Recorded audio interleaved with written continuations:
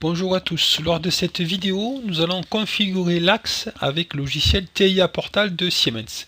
Je vous rappelle rapidement le contexte qu'on avait vu lors de la précédente vidéo. On veut commander via des pulses et des directions, le dire, deux sorties d'automate. On veut commander un moteur pas à pas via un driver. Donc on revient sur TIA Portal. Alors sur TIA Portal, moi j'ai déclaré un automate, un S7 1200 qu'on a au lycée. Et alors comment configurer l'axe? On va ici dans PLC bien sûr, objet technologique et nouvel objet. Et là on va choisir ici, on va choisir, je vais l'appeler axe 1. Allez, je mets axe 1. Ici on met un nom et nous voilà, on va choisir motion control, bien sûr on peut avoir PID etc et l'identifiant là des tags, mais ici on va prendre motion control et on choisit celui-là, le premier, TO Positioning Axis. On fait OK. Donc une fois que c'est ouvert, ici on voit que paramètres de base, il y a deux parties. La première partie elle est paramétrée, on va voir, il faut paramétrer l'entraînement pour que ça passe au vert. Et au fur et à mesure, quand tout sera ouvert, on aura fini. C'est, je trouve, beaucoup plus convivial que Siemens par exemple. En tout cas le M221, je trouve que c'est plus compliqué à paramétrer. Là c'est très visuel, vraiment bravo Siemens ce côté là.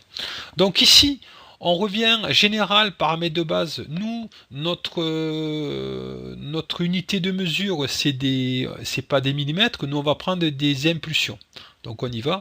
Ici, on choisit impulsion. Voilà. Ensuite, on va aller sur alors, les impulsions de mémoire, c'est 800 pas par tour. Donc, nous, il faudra envoyer 800 impulsions pour faire un tour. On a configuré le driver au préalable comme ça. Donc, vous voyez là, c'est ouvert. On passe ici, on va l'objet suivant. Donc, ici, c'est des PTO, hein, je ne l'ai pas dit, Pulse, c'est des PTO, c'est le but du tutoriel. Donc, ici, on laisse PTO. Ensuite, entraînement, ici, entraînement, on a, on voit c'est en rouge. Je vais essayer de vous expliquer ça. Ici, on va sélectionner générateur d'impulsion, c'est Pulse 1. On y viendra après, enfin justement, on appellera ce Pulse 1 par la suite. Ensuite, l'histoire de mode PTO impulsion essence, c'est justement notre cas. Nous, on envoie des impulsions pour le faire avancer, et le sens, si en fonction de la sortie activée pas activée, on aura le sens. C'est exactement ce qu'on veut. Nous, après, on peut faire du PTO décalé en quadrature, mais bon, on laisse tomber, on choisit ça. Ensuite, on choisit nos sorties. Hein. Notre sortie impulsion, c'est la Q0.0. On monte à 100 kHz, hein, c'est pas mal. Hein. Et la sortie sens, 100 kHz, mais on n'aura pas besoin de 100 kHz parce que la sortie sera activée ou désactivée, c'est tout. Donc on laisse comme ça dans l'histoire. Et après, ça, on le laisse comme ça. En tout cas, je ne touche pas. Voilà pour ça. Vous voyez, on voit un petit peu le Siemens, hein, on voit bien vraiment, c'est vachement visuel, hein, on voit bien un petit peu à quoi ça correspond, le signal PTO qui part de l'automate vers mon variateur, mon driver pour moi. Donc on a fini ça, ouais, il n'y a pas j'ai grand chose à vous dire là-dessus. Donc on passe au suivant. Ici on est au paramètre avancé. On va sur ici mécanique. Donc ici on a les impulsions par tour, mais justement hein, ce qu'on a dit, nous on a déclaré 800 impulsions par tour. Ça a été déclaré sous notre driver. Donc ici on voit ici deux sens, voilà, on va travailler dans les deux sens, donc c'est bon. Voilà, là c'est une vis à billes hein, avec un moteur qui entraîne et ça fait une translation, c'est justement notre système. Ensuite, on continue les limites de position. Alors, en fait, on peut activer les fins de course matérielles. Qu'est-ce que c'est ça? En fait, c'est on peut activer les deux, quoi. Je veux dire par là, fin de course matérielle, ça veut dire que je choisis une entrée, de l'automate. Si cette entrée est activée, c'est un surcourse en fait. Si cette entrée est activée, ben, j'arrête tout, quoi. C'est des surcourses. Surcourse inférieure, surcourse supérieure. Et j'aurais pu aussi activer là les fin de course logicielle, c'est-à-dire le nombre d'impulsions. Si j'envoie 100 000 impulsions, ben, mon moteur il va aller très loin, il va aller trop loin. Et donc, logiciellement, je peux dire au bout de tant de milliers d'impulsions, j'arrête. Donc, tant de milliers d'impulsions, ça fait tant de tours. Hein. Si, voilà, on aurait pu activer ça, ça peut être pas mal. Alors moi ici je vais pas le mettre, mais c'est quand même ça peut être utile de le savoir, quoi. En fait, ça c'est on peut appeler ça des fins de course virtuelles, quoi. J'appelle ça comme ça. Donc continue. Ici dynamique. Alors là, on voit aussi, ben, on voit des courbes, des courbes d'accélération. Donc ici, courbe d'accélération et de vitesse, il n'y a pas que ça. On peut ici, on peut tout régler en fait. On peut régler ici la vitesse maximale pour éviter d'avoir une vitesse trop importante, hein, pour que le moteur aille trop vite. On peut limiter ici la vitesse maximale. Voilà. Ici, la vitesse maxi, donc si on mettait, mettons, 25 000 impulsions par seconde, si sur mon IHM je mets 100 000, eh ben, il ira à 25 000 maximum. Hein. Ensuite, bon, on peut faire la vitesse de démarrage, d'arrêt, voilà, vraiment on peut tout trafiquer, et c'est vraiment très visuel. L'accélération, pareil, quoi. On peut limiter l'accélération et la décélération. Ici, on peut modifier. Là, on a des secondes. Voilà, le temps d'accélération en secondes. Je trouve plus pratique que le temps d'accélération en impulsion. C'est doit être des impulsions par seconde carré, logiquement. Ouais, c'est ça, impulsion par seconde carré. On peut limiter au maximum le temps d'accélération. Voilà, voilà.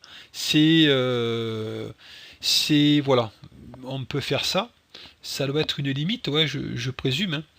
Hein. Donc ici, donc à l'arrêt, pareil. Vraiment, on va très loin. Hein. On peut dans l'arrêt limiter pareil la vitesse maximale et la décélération. Ouais, c'est vraiment très bien fait. Donc on a vu ça, bon là moi je vais pas les modifier, hein, mais bon le principe pour le modifier, ben, on peut ici mettre 0,5, allez par exemple, ou une seconde, allez, je vous fais voir, mais il suffit de après faire les tests. Donc ensuite, on est là, on a fait ça, l'arrêt d'urgence on a fait là, tout est ouvert, hein. Bon je ne l'ai pas modifié, mais ici le référencement, alors ça c'est important. Le référencement, c'est pour un mode absolu. Hein, donc, un mode absolu, ici, le référencement. Alors, si vous ne savez pas ce que c'est le mode absolu, le mode relatif, je vous invite à voir la vidéo. Je mettrai dans la description. J'explique sous l'M221 qu'est-ce que c'est le mode absolu, le mode relatif. Donc le mode absolu, il faut faire du homing, c'est-à-dire une prise d'origine. Et la prise d'origine, mais voilà, elle est ici. Hein, il y a une explication là, en forme d'escargot. Enfin, on peut appeler ça escargot. Ici, alors comment on fait ça? L'entrée de la cam, donc en fait c'est notre capteur de prise d'origine. Alors, je vais en mettre un, mettons je mets l'entrée 0 ici, là, et je mets ici l'entrée 0. J'aurais pu mettre un autre tag, mais bon, c'est pas grave. L'entrée 0, est-ce que je prends celui-là? Je vais prendre celui-là pour être sûr, parce que là, il m'a mis quelque chose. Je prends l'entrée 1, ici. Je mets pas de tag pour le moment. Et après, ici, on a une petite explication du comment on va lancer la prise d'origine. On verra plus tard comment lancer un bloc de prise d'origine pour faire le homing. Et en gros, si mon capteur, qu'est-ce qu'il me fait? Hop, si mon capteur, alors je reviens là, ici, si mon capteur, non mais c'est bon, si mon capteur I0.1, enfin l'entrée pardon I0.1 est activée, c'est dans mon capteur, on va faire notre prise d'origine. Alors la prise d'origine, c'est pas simplement ça avance, le moteur avance, avance, avance, on arrive à un endroit, tac, ça s'arrête. Non. Là, ici, avec cette histoire-là, c'est que, alors, je peux vous faire voir ça sous cette forme, regardez, ici, voilà, je l'ai fait comme ça un petit peu, d'après ce que j'ai compris, hein. D'après ici, ce paramétrage. Ici, on va aller, j'imagine que mon système il avance comme ça, de gauche à droite, hein. Et là, j'ai un capteur de prise d'origine. Mon entrée, pour moi, c'est 0.1 hein, que j'ai mis pour notre tuto. Donc, ici, de A à B, on va avoir on appelle ça une vitesse d'accostage de 200 impulsions par seconde. Ça avance ici, on va passer devant le détecteur, ça va le dépasser, dès qu'on a détecté le détecteur, on va aller à une vitesse plus faible, ici, donc c'est la vitesse de référencement, on va dépasser le détecteur, ensuite une fois qu'il est passé, on va repasser dans l'autre sens devant le détecteur, on va du C vers E, ensuite il va retourner dans l'autre sens, on va faire comme ça, et après une fois qu'il est passé, il va retourner dans l'autre sens. C'est ce qui s'explique ici. Bon, c'est pas primordial de comprendre ça, mais en gros, c'est pour avoir de la précision, être pile poil au zéro, quoi. Parce que forcément, un détecteur inductif ou autre, il y a une zone de détection. Là, je l'ai symbolisé par la parte grise, quoi. Ici, on sera précis, on sera pile poil au zéro qu'on veut, quoi. C'est un petit peu, avec ça, j'essaie de vous expliquer un petit peu comment ça fonctionne, quoi. Donc, ici, bon, je vais remettre peut-être ouais, je peux mettre les valeurs que j'avais mis ici. Bon, bah, ouais, c'est pas grave, je peux changer, je mets 2000, allez, je mets 2000, ici 20, pour voir un petit peu, 20, voilà. C'est ici 2020, voilà, un petit peu pour changer la vitesse d'accostage et la vitesse de référencement. Donc ensuite, je vais voir, je l'ai ici, je vais le mettre là, voilà. Ici, ben, c'est tout. On a là, ben, le bloc qu'on appellera par la suite MC Home Position, on verra un peu plus tard, c'est voilà, c'est le position de référencement. C'est à partir de là qu'on utilisera ce détecteur. Ici, il veut pas. Alors, on va mettre 200. Non.